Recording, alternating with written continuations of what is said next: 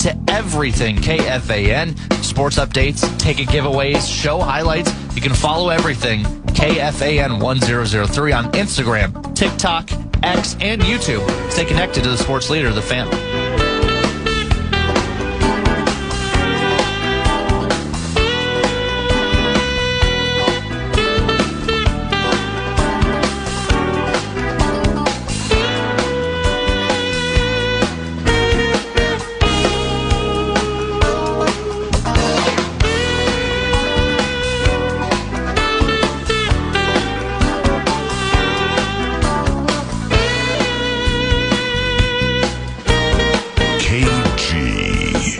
At Gorgomatic 2-1 via X. Canterbury Park's live racing season starts Saturday at 5. With Kevin Gorg here at Gorgomatic 2-1. Please follow if you're so inclined via X. Good morning, and please carry us through from the first time you remember going to Canterbury Park or Downs to what led you to working there. Yeah, thank you. Good morning to you and Double B. It was the summer of 1985. I had just graduated high school at Burnsville, and my buddies and I kept hearing all this stuff in the news about this Canterbury Downs. It was all over the papers, the evening news. Like, it was the buzz in town. This new facility, this new sport. I'd never watched horse racing. I didn't know a thing about it at age 18. We all hopped in the car. There was like 6 of us, and went out there on a summer day. And I'm going to tell you, from race 1. Walking in that door, I bet every horse in the race. I had $2 on like all 8 horses. I had no idea what I was doing. When that bell went off and those horses started running, I was hooked. I mean, legitimately hooked. And from that point on, it was my goal to figure out the game. And, years later, I got a job in horse racing in 2000, working with you guys at Canterbury, and I've been smitten ever since. What, your jobs at Canterbury? Okay, when into Brett's Bits and Bet, I'm like, KG's around the corner is one of our analysts at Canterbury Park, Angela Herman, the other one, where, you're the backup racetrack announcer there. So those right there are multiple jobs within a season, but there's more. What jobs have you held at Canterbury? Track analyst, backup track announcer, tip sheet guy. Tip sheet guy. Yeah, Power play. I took over for Grandpa Jake Maurer when he retired, and had a ball doing that. Yeah. Anything where I can be involved in the game at Canterbury, I'm there. And we do a ton of stuff outside of racing. When Angela and I are working in the paddock, there are other opportunities to be on the microphone. Some of the contests and games we run, some of the promotions we do, working at Canterbury College with Jeff Madej, who's, as good as it gets in our game nationwide at educating fans and bringing people to the game of horse racing. So, we're kind of all jack of all trades out there. And I think the tie that binds us as a family, and again, anyone who's been in that press box knows we are a family, is we have such passion for Canterbury and for the game. And also with that, the dedication for X amount of decades, like you've put forward, is, we willingly give up weekends in the summer. I've worked almost every Saturday and Sunday in the summer for over 30 years, over half my life. Where it's sometimes, specifically after the 4th of July, early August, it's like the world's happening around you with your, what's it called? Boat club? Your boat club. Yeah, your boat club. We get out there in the pontoon. And that's the deal. You know what I mean? But I think for guys like us that work in sports, that's the deal. And God bless the people in our lives, our significant others, our family members, for understanding our schedules, because it's no different in the winter. My weekends are gone, dude. Right. It's just the life I live, and it's where I am supposed to be. That's the one thing that I know for sure is the path I've taken is where I'm supposed to be. I'm in horse racing. I'm in hockey. These are two of my loves. And so I think the people around me understand that, respect that, love me, support me. And that's just the deal. And so when we have Fridays off in the summer, we're on that boat and we're out there every single Friday, and we look forward to it. It's a mini vacation. And then Saturday and Sunday, it's time to go to work. Who likes the water more, Fenway or Brooks? they both don't mind the water, but it's funny. Come bath time, they're like two stubborn little toddlers. They want no part of the tub. Yeah, they're good doggies. Amen, brother. So with Canterbury Park 2026, how do we make the best of this year with what could be smaller fields? You have to be creative, and I think the beauty of our game, and I've handicapped most of the first three cards already, and there are, again, opening night's pretty good. We have a lot of 7 and 8 horse fields, which are bountiful in terms of pick 4s and pick 5s and all that good stuff. But as the weekend progresses, first weekend back, getting people situated, you're going to see some 4, 5, 6 horse fields that you're going to have to navigate. As good handicappers go, you've got to find different options, and maybe you key a horse you like in a pick 3 or a daily double. Maybe you really like a horse in a particular race and you key them in a small trifecta wheel where you put your top pick on top and use the field underneath. The beauty of it is you can do it for more dollar amounts because the fields are small enough now where you can do a $1 or $2 trifecta wheel. Might only cost you $12 or $24, and these suckers can still pay if you can get one goofball in the mix. And so back when I started coming to the Downs in 1985, there was a daily double on the front and back end of the card. There was win, place, and show, and there was an exacta. Now, there's, 10 times the opportunity. There's pick 3s, pick 4s, pick 5s, trifectas, superfectas, which are a 10-cent bet. And for people in Minnesota, just come out to the track, whether it's us in the paddock analyzing the races, talking about these wagers, or the info centers that are all over the track on all 3 levels, people can educate you, and you will have the time of your life. How much? So think Chrissy, or think casual horse racing fan, or her friends that come out once in a while, right? There we go. How much do you think field size matters to, like, say, Brett Blakemore, he and his girlfriend, or him and some friends came out, might be 1 time every 3 years, 2 times every 2 or 3 years. I mean, I wonder how much field size matters to very casual Minnesota Canterbury fan. Well, I can't speak for Brett or his lovely lady friend, but I can tell you from, my gal and her friends, they don't care. Like they don't have any interest in whether it's a 6-horse field or a 12-horse field. They want to know which horses are good, what fun can they have, and when that bell rings, who am I cheering for? And, the beauty of horse racing is you don't have to know everything, because even the guys that claim they do, like us, are wrong 7 out of every 10 races. A good handicapper in this game is a 30 or 35% winner. It's like hitting a baseball. So we're wrong a hell of a lot more than we're right. So just have fun with it and put some money on a race, get a cold drink, sit out in the sun. And to me, it's a rite of summer, right? Like, we just don't have that much time to gather outside. And Canterbury, to me, is a signal that weather is here, and we're going to be together now for the next 4 or 5 months having a great time. Saturday, 5 o'clock for the season opener, CanterburyPark.com for tickets and or more information. We have bulldog racing. We race dogs at Canterbury. I think a lot of people know. It's very popular. Our first is going to be Sunday. Bulldog racing. We have a series of X amount of races after 3 and 6. So that'll be Sunday. If you're not leaving town for Memorial Day, CanterburyPark.com with the Bulldogs on Sunday. And by the way, Kevin and I, we do a pre-race handicapping show every Saturday, Sunday, and holiday. And we're going to be touting harder this year, honestly, than I think ever before. We have our reasons in that pre-race hot tub handicapping show. So find us Saturdays around 4:40. Likewise for Sundays. For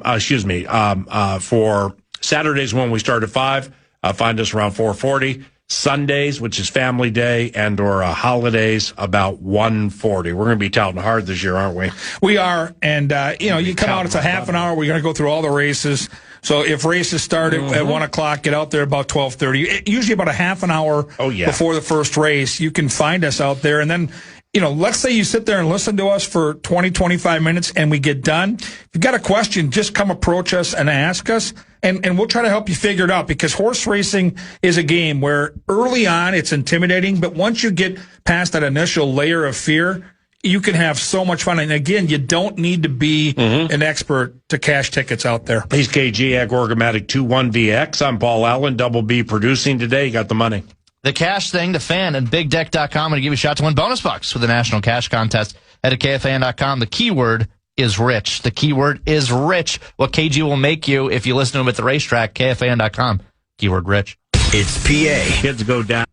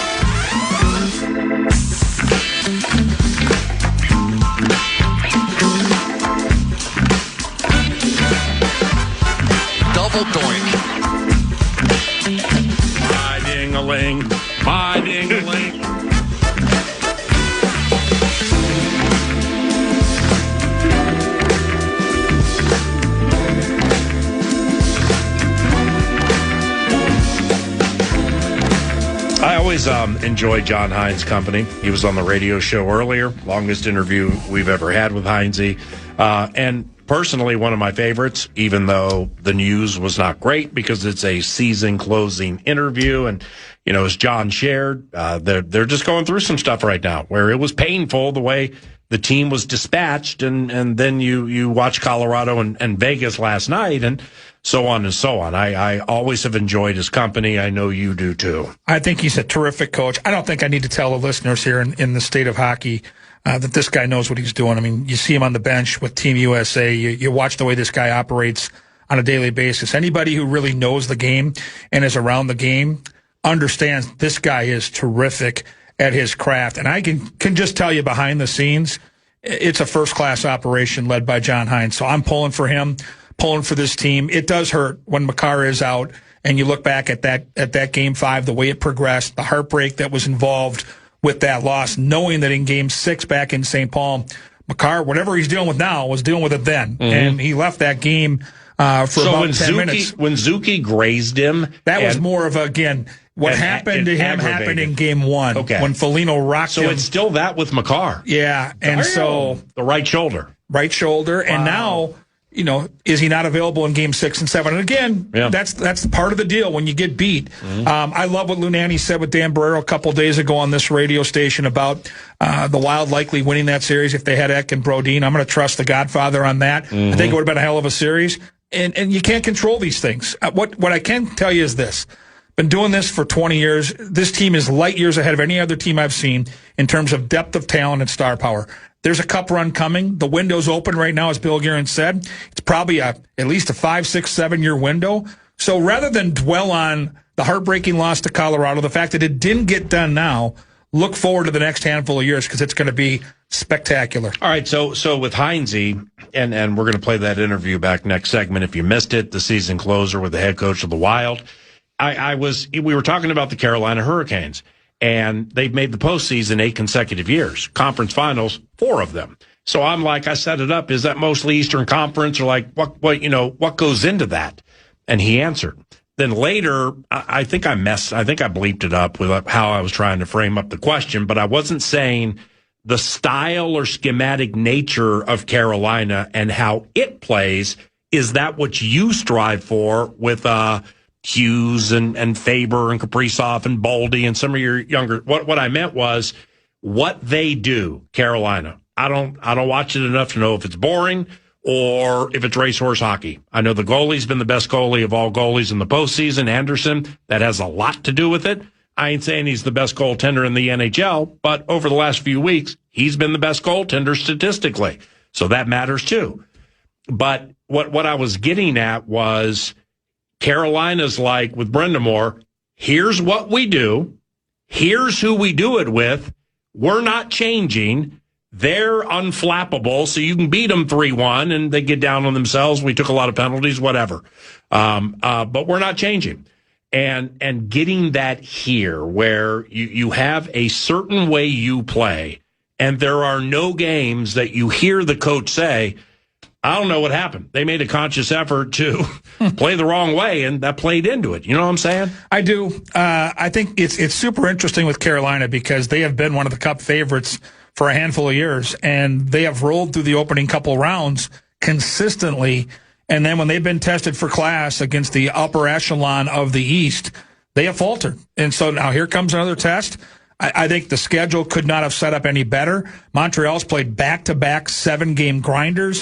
They haven't lost. They've played 8 games. They've had 12 days off, which I don't care. Wow. I don't care about rust this time of year. I just, from communication with players, knowing how, when I talk to Wild players off the record, when they had those 3 days off, how much better their bodies felt. Oh, yeah. These guys take a beating for 82 games. Colorado was off 8 days and scored 9 goals. I'm going to tell you right now, I'll take the rust and take the 12 days if I'm Carolina, knowing that Montreal is low-hanging fruit in the early part of this series because of the schedule setup. Is it fair? Probably not, but it's the reality we're living in, and Carolina has earned this by being the 1 seed and by sweeping through their first 2 opponents. Double B, it's Senor Spotty. Please treat him with respect. Will do. The kind of ongoing talker has been, are the Spurs more gettable or the Avs more gettable? I'm of the opinion that the Spurs are more gettable just because I think the talent level of the Avs is just above everyone else that's left in the NHL right now, where the Thunder, I think, can at least compete with the Spurs. In my bets, I'm taking the Avs to win the Cup plus 220, just because I think the talent level is way above. I mean, even Carolina, I think they're more talented top to bottom. Do you agree or disagree with that, KG? Well, I think Oklahoma City's beating San Antonio, so I right away think you've made the right bet in terms of which way you're going to go. So I still think OKC wins that series. I'm not a basketball guy. What I'll tell you is this. Right. It all depends on Makar. They're not winning the Cup if Makar is not back and a factor. They're not. It's that simple. And last night, to me, was not a fluke. I would have bet Vegas last night with both fists because of the matchup. Was favored? Colorado was minus 185. 185? So, yeah. Without Makar. Yeah. And damn. Listen, Vegas wasn't great during the regular season. In fact, the Wild swept them and looked good doing that a couple of times in blowout fashion. But since Tortorella has arrived, they have found something. And this is still a team in Vegas that won a cup together for the most part. Oh, by the way, they've got Mitch Marner right now, who's on fire and might be the MVP of these playoffs. And he wasn't great in the regular season. He wasn't at all, but he's ramped it up. Yes. And now the other factor is number 1 team in the analytics at what they've given up from the inner slot. They have given up the very least scoring chances in the inner slot of any team in the playoffs. This is going to be a grinder of a series. Now, I think if Makar comes back, Brett's on the right side, and the Avalanche will eventually win this series. But if he doesn't come back till games 3, 4, 5 down the road, they're in big trouble. Last one, Double B, you get the last one. Now, this is Kenny Gorg's son, Kevin. Please treat him with respect. Do you agree with the consensus the Wild desperately need to get a number 1 center this summer, and that was one of the differences in the Avalanche series? And I'm a Dylan Larkin guy. Do you like him? I like all these guys. Who doesn't like Austin Matthews? Who doesn't like Dylan Larkin? But I'm going to tell you right now, don't you dare trade Jesper Wallstedt. And I mean this sincerely. That's a talker? Well, to get one of those players, the conversation is you have to give him up. And I'm going to go back to my guy, Lou Nanne, who, listen, this guy is as good as anybody I know in terms of analyzing situations like this. Top 5 goalie, top 5 center in the world. What's more important to a cup run? Goalie, not even close. Lou Nanne didn't even hesitate. Who said that? Lou Nanne, the Godfather. Yes, the Godfather. Mr. Barrero. Don't go against Thank you for having me in. and you found something here, right? You moved up in the draft to get him. Gus Bus is great. And we know what a great goalie the Gus Bus is. This kid's better. And this kid's got the higher ceiling. And this kid showed us in the playoffs that this is the type of stage where he can dominate. So back to the question, if you can bring in a high-end guy that can play a top 6 role, whether it's a wing or a center, I'm on board. That sounds great.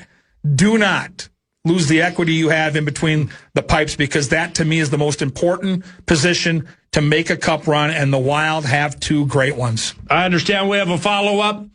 Double B, this is the surrogate father to Fenway and Brooks. Please treat him with respect.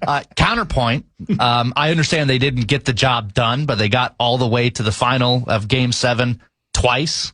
The Oilers didn't have a goaltender at all, and they managed not 1 but 2 Stanley Cup final runs because they had such great center depth, and that carried them the entire way, where the Wild got bounced even though they had really great goaltending. Bro, that's nice. That's a good point. I'm thinking blue liners, Bouchard.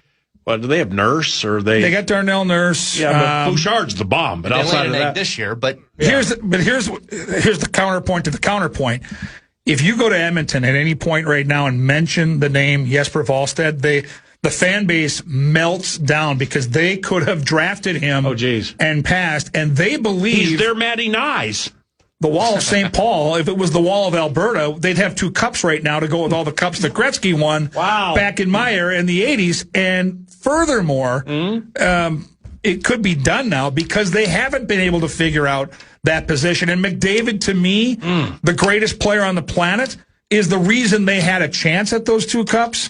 But the reason they fell short in both those situations is Bob for Florida was better for anything they had in goal in Edmonton. And that, to me, is heartbreaking because they were right there. Okay, so, Colorado's plus 220, and I'd spot up on Colorado at plus 220.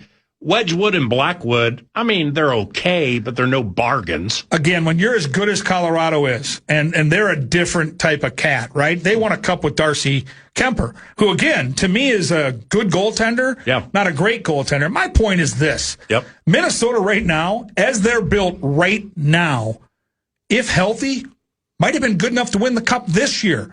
So why would you trade away an asset like a young goalie who hasn't reached his prime that looks like he might have the potential very well to be a top 5 goalie in the league for the next decade? It makes no sense to me. So if you're going to make a move, and I know all the fans are clamoring, it's like fantasy football here. We got to have this. We got to have that.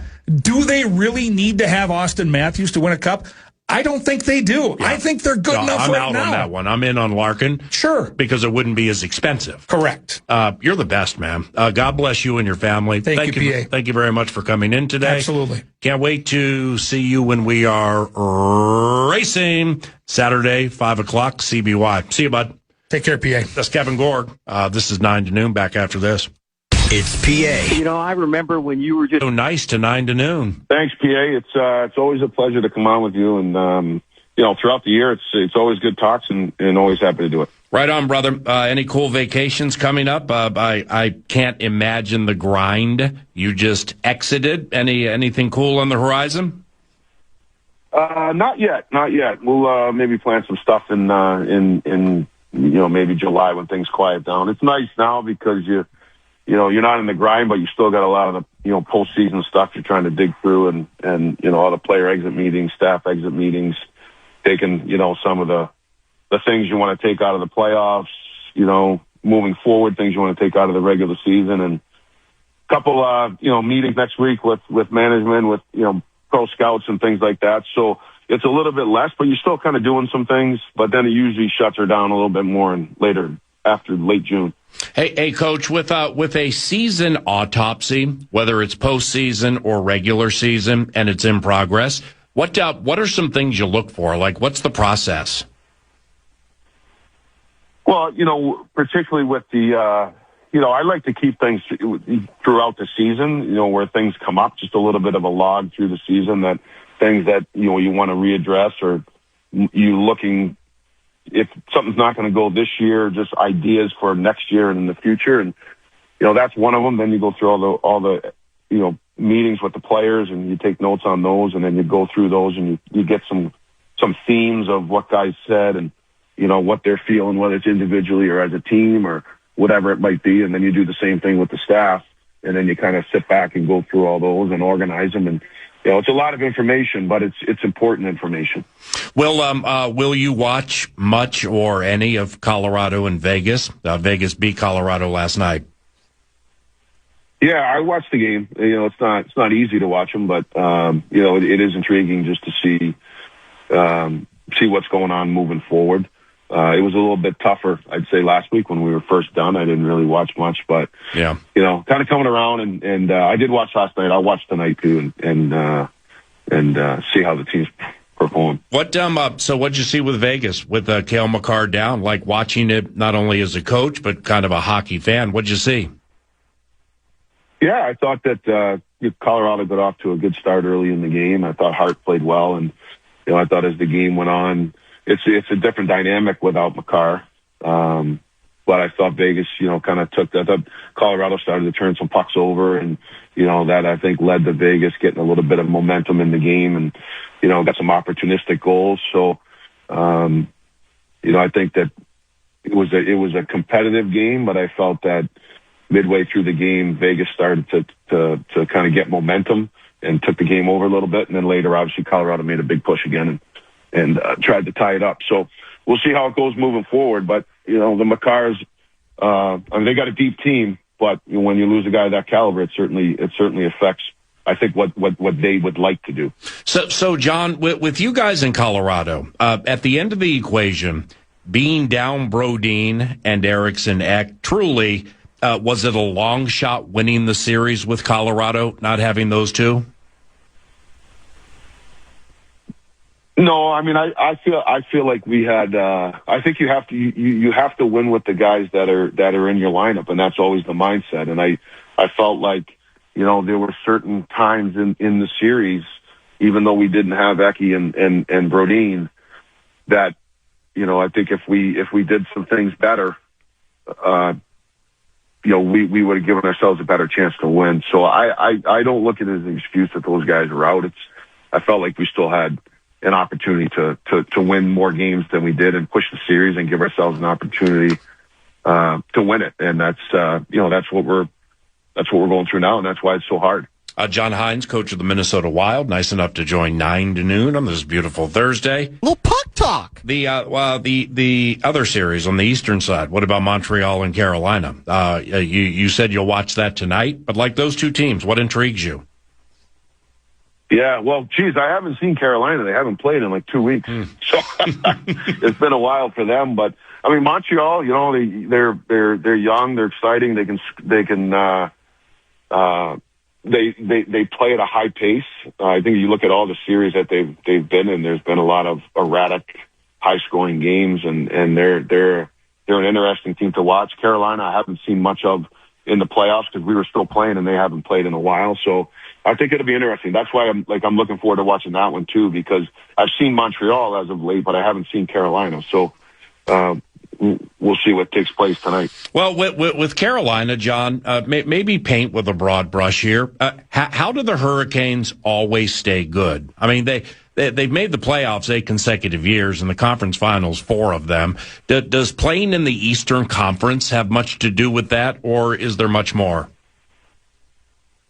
No, I mean, I think they've been very consistent. I think they've done a good job of, they play a certain style of game that they've played since Brindamore's been there, and I think that the players, the core players that they have, are very familiar with it. They execute it. They buy into it, and then I think they've done a good job of surrounding those guys, whether it be trade or drafting or free agents, whatever it might be. Of guys that can come in and they're tailor-made to play that way. So, I think when you do that, you just build momentum, you build consistency. There's a belief in what you're doing, and it gives them a chance to be highly competitive every year. With the core around which to build, what you just mentioned, Sebastian Aho would probably be the veteran of that group. So with you guys, with Kaprizov and Boldy and Hughes and Faber, do you and more, of course, but let's just hone in on those 4.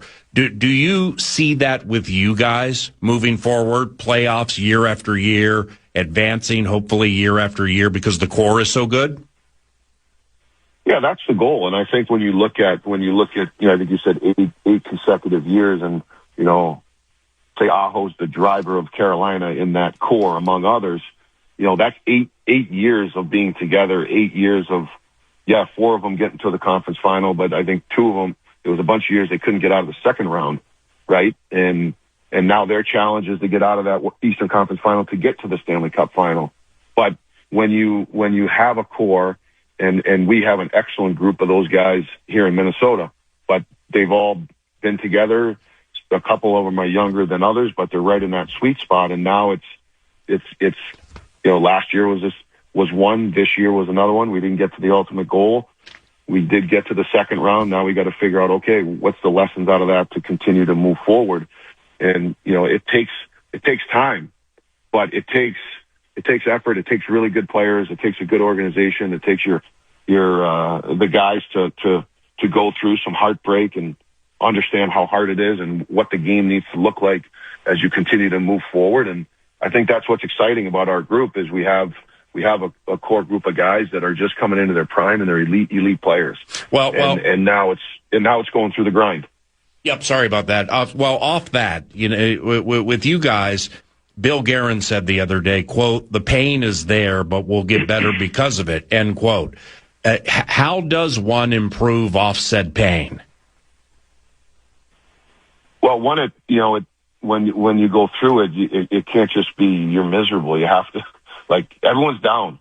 Like, everyone is disappointed, and no one's more disappointed than we are. But now it's what are we going to take out of it? What are the real things we're going to take out of the pain? Why did we not get through? What were the good things? What were the things we need to improve on collectively, individually? And then you got to act upon it. Then action is everything. What do we need to do to get better from the pain that we're going through now? And then there needs to be action taken. John Hynes, coach of the Minnesota Wild, 9 to noon. Good morning. Michael McCarron. Michael McCarron is a free agent. How did he help when you guys acquired him at the deadline? Well, he brought what we felt that we needed. He was a big right shot center, highly competitive, good on faceoffs, penalty kill guy. Can play can play your third line spot, can play in the fourth line spot. If needed, can play some wing, but ultimately down the middle, he's a stronger centerman because of his skill set. And, he's a highly competitive guy. He brings emotion to the team, emotion to the game. And, he has the ability to, he also has the ability to produce as a depth player. And that's what he did for us. Sounds like somebody you absolutely want back, right? Yes, sir. After Game 4 of the Colorado series, you said something along the lines, John, of that the guys made a conscious effort to play away, not conducive to winning. When that's happening, what are some routes to in-game fixing? Well, sometimes it's a multitude of things. It's recognizing it, letting them know it, see if they're recognizing it. And I don't mean by recognize it, but okay, this isn't, we know we need to do something different in these situations, right? That's the first one. The second one, it might be, playing some guys that are doing it right and not playing some guys that aren't doing it the way it needs to be done really well. It could be sitting a guy for a shift or two. It could be changing the dynamic of a line or a D pair. Those are all things that you do from a coaching perspective. Then I think internally within the team, it's,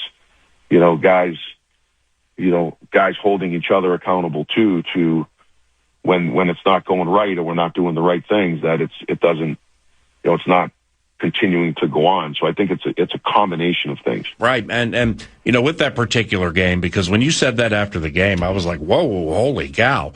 And you were being very poignant, obviously in vein opening, but can consistently playing that way, let's say consistently the wrong way, can it become masked when the game is close or tied and thus making the situation more difficult? Know what I mean? Yeah, it does, because, sometimes you might not be, and it's not really biting you that bad because, like you said, it might be a 1-goal game. Sometimes you might even have a lead. Mm-hmm. Sometimes you might be coming from behind. But yes, I do think that there's times where it's not as evident because of the score, but that's why a lot of times you hear coaches or us say all the time, like, there's a process to it. Is this process going to give us the best chance to win this game or night in and night out or over the course of a season? Mm-hmm. And sometimes it isn't, but you get away with it. And that's why you do as coaches, try to make sure that you're looking at that. And when we say that all the time, that's what we mean. It reminds me of what you said about the Carolina Hurricanes and making the postseason 8 consecutive years, 4 times to the conference finals, where, it may not be the most personally satisfying style at times for players, and it may not be the highest scoring, And, of course, they have a good goaltender in Anderson, who's been the best of all of them in the postseason, in my opinion. But systematically speaking, the way you describe Carolina kind of sounds to me what you're seeking here. Is that fair? Yeah, I wouldn't say it's the exact same style of Carolina. There are differences to it, but I think it's what, we know, and I think you would know as a sports person in Minnesota, that when the Minnesota Wild play their best, and, we had a 104-point season and had won a first round of the playoffs and saw how we played against Dallas. There is a style that is very conducive to our group, right? That we play. The challenge and the lesson out of this is the willingness and the commitment to do it again and again and again and again, not veer off it. Sometimes you might get rewarded for it. Sometimes you might not. But there is a way that we play that's very conducive to our group to winning. And you see the level of commitment you need to have to that, particularly in the playoffs, to continue to move forward. Coach, do you think moving forward, not only this year, but the next handful of years, do you guys need to get younger on the blue line? Well, I mean, those are things that we're looking at. I think that if you look at our D-core, it's a very good D-core. And I think that our guys that, we do have some older guys on that unit, but they are still very effective. Like they're good skaters. They take care of themselves. They got great hockey sense. I think it's, you're always evaluating your team, but I wouldn't necessarily say you have to get younger. I think we have to be more consistent with the guys we have. Right. Just a couple to close here for Wild head coach John Hynes. It's 9:16. Good morning. Danila Yurov. What are Yurov's off-season instructions to come back as, let's say, somebody you trust every single game? Yeah, the big things that Danila can control now is his training. He's got to get stronger, a little bit more powerful, early in the summer. And then I think as the summer continues to move on, then he's got to build up some strength early, like now, over the next couple months. And then you got to take that strength and then you have to start to train it to power, where it's explosive and it's quick. And I think that will certainly help him. And then the other things is his core strength, his arm strength. I think that will help him in face-offs, and then studying some things over the summer on face-offs, techniques, and working with guys on that. That's the big things that he can control. I think if he does those two things, he's going to come back a bigger, stronger player. And that's a big thing, for him. I think he's very smart, knows how to play the game. He's a competitive kid. It's just now getting bigger, stronger, more experienced, and we got to continue to work with him on the face-offs. So with the general manager, if Billy goes looking for, say, a centerman or other free agents or trades, how involved in that are you? I'm involved. I mean, Billy and I talk a lot, or his management staff or the pro scouts. For example, they're going to have some meetings next week, and I'll come in for a day and spend some time with them and listen to what they're saying, give them my feedback on our team, what the coaching staff feels we need. So it's a very collaborative effort. And then, at the end of the day, when Billy kind of comes down to the short strokes, he and I'll talk and then he'll make the decision or he'll make a move if he can. So, it's a good process. It's collaborative. And I think, he does a good job of feeling what he feels needs, but he gets opinions from the coach, from the scouting guys, from his assistant general managers. He gets a wealth of that feedback, and then he makes the decision. Last one here. Little puck talk. For Coach Hynes. It involves leadership. And I read this a couple of days ago about players and being good leaders. Henrik Lundqvist was talking about Matt Sundin and what he saw during the 2006 gold medal run for the Swedes. And he was like, Sundin was the ultimate leader. It just always felt like he knew when to speak and what to say. and that definitely helped during pressure situations. When he walked into the room, we could feel it. When he spoke, everybody listened. There was just so much respect for him. Do you have a player or players like that? And from what you've seen from your head coaching stops, how important is it to have a bona fide leader the way Sundin just was described? Yeah, we do. I mean, we have a lot of, we have a lot of guys with good experience, but they're really good people, and guys have had different experiences. I would say on this team, there's a few guys. Some of the guys are older guys, some of the guys are younger guys, but they do have a certain amount of swagger. They do have you don't talk all the time just to talk. You talk when something needs to be said, and it needs to be the right things that are going to be said. And it's really important, because the players spend so much time together. They're in the locker room. They're with each other. They're the guys out on the ice doing it. They're the guys that are supporting each other. They need leadership from the coach, and the coaches, they need to plan. They need to be prepared. They need to be held accountable. They need to be pushed. They need to be, settle them down a little bit at the right times. But when you do have players in the room and you do have guys that are leaders, it certainly is vitally important to winning. That was excellent. That was John Hynes, beloved Hynesy, coach of the Minnesota Wild. Very grateful to have him each and every week during the season. Thank you.